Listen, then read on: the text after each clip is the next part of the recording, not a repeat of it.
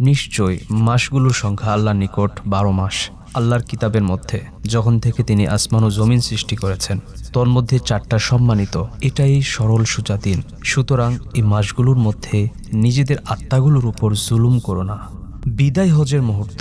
নবী করিম সাল্লাল্লাহু তাআলা আলাইহি ওয়াসাল্লাম বিদায় হজের সময় খুতবা প্রদান করছেন।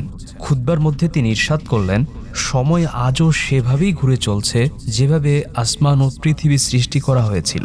বছরে মোট 12টি মাস রয়েছে, এর মধ্যে 4টি হলো হারাম, অর্থাৎ অত্যন্ত সম্মানিত ও পবিত্র মাস। এদের মধ্যে 3টি পরপর জিলকদ, জিলহজ ও মুহররম, আর চতুর্থটি হল মুদার গোত্রের রজব, যা জুমাদ আল উখরা ও শাবানের মধ্যবর্তী মাস। এই হাদিসের ব্যাখ্যায় রজবকে মুদার গোত্রের রজব বলার কারণ হিসেবে ওলামাগণ 2টি ব্যাখ্যা উল্লেখ করেছেন। প্রথমত, মুদার গোত্রের লোকেরা রজব মাসকে বিশেষ মর্যাদা ও সম্মান দিতেন। দ্বিতীয়ত, রাবিয়া গোত্রের লোকেরা রমজান মাসকে হারাম তথা সম্মানিত মাসের অন্তর্ভুক্ত বলে গণ্য করতেন, কিন্তু মুদার গোত্রের লোকেরা রজব মাসকে সম্মানিত মাস হিসাবে গণ্য করতেন। সুতরাং নবী করিম সাল্লাল্লাহু তাআলা আলাইহি ওয়াসাল্লাম স্পষ্টভাবে ইরশাদ করেছিলেন, মুদার গোত্রের রজব, যেন ভুল বুঝাবুঝি না হয়। আর নবী করিম সাল্লাল্লাহু তাআলা আলাইহি ওয়াসাল্লাম তার পরবর্তী বাক্যে জুমাদ আল উখরা ও শাবান মাসের মধ্যবর্তী বলে রজব মাসের সঠিক অবস্থান নির্ধারণ করে দেন এবং মুদার গোত্রের মতের যথার্থতা প্রকাশ করেন। ভিউয়ার্স, সম্মানিত মাসগুলো সম্পর্কে শুরুতে যে আয়াত উল্লেখ করা হয়েছে সেটার ব্যাখ্যা এসেছে, উক্ত আয়াতে যে জুলুম বা অন্যায় থেকে বারণ করা হয়েছে, জুলুম দ্বারা বোঝানো হয়েছে আল্লাহ পাকের অবাধ্যতার কাজ করা এবং তার আনুগত্যমূলক কাজ ত্যাগ করা।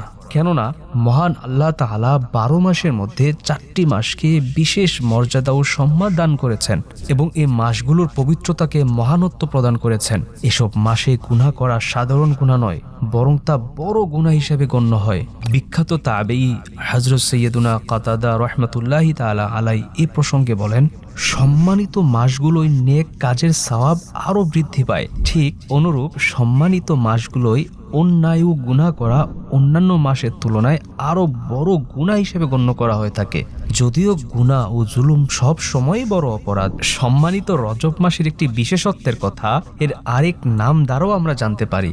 রজব মাসকে শাহরে আসম বা নির্বাক মাসও বলা হয়। এর নামের পিছনে একটি চমৎকার মিনিং লুকিয়ে আছে।